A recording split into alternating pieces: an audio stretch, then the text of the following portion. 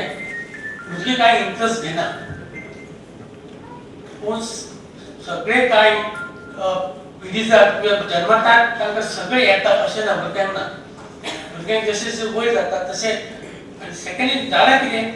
आमचें लायफ इतलें फास्ट जालां की दोगूय आवय बापूय जेन्ना पळय नोकरी करतात तेन्ना घरा कडेन भुरग्यां कडेन तांकां दिवपाक लक्ष दिवपाक किंवा तांकां सांगपाक किंवा तांचे बरोबर उलोवपाक सुद्दां आवय बापूय आज टायम नासता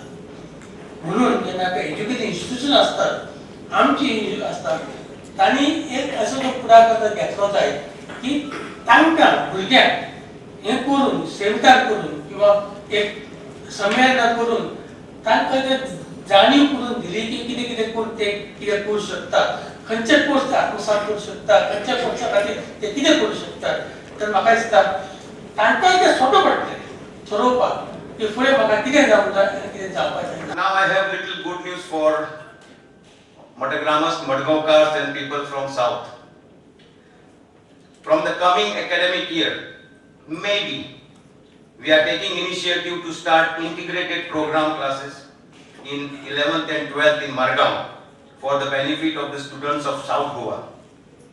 We will be appointing an academic committee to discuss and study various options to start JEE main and advanced as well as NEET classes from May 10.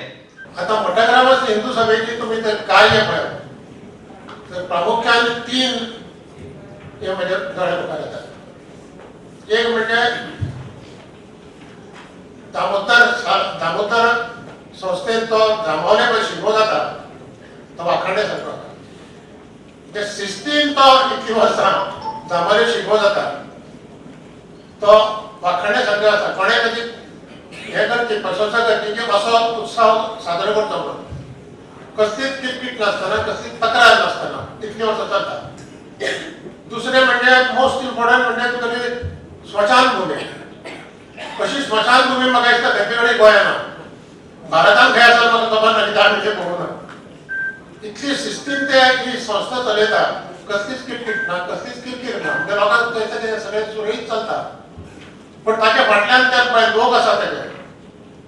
पदाधिकारी जावं कार्यकारी लायक एनी सेक्रेटरी ते ती संस्था इतले बरी चलयतात की ताचो कसलोच आवाज ना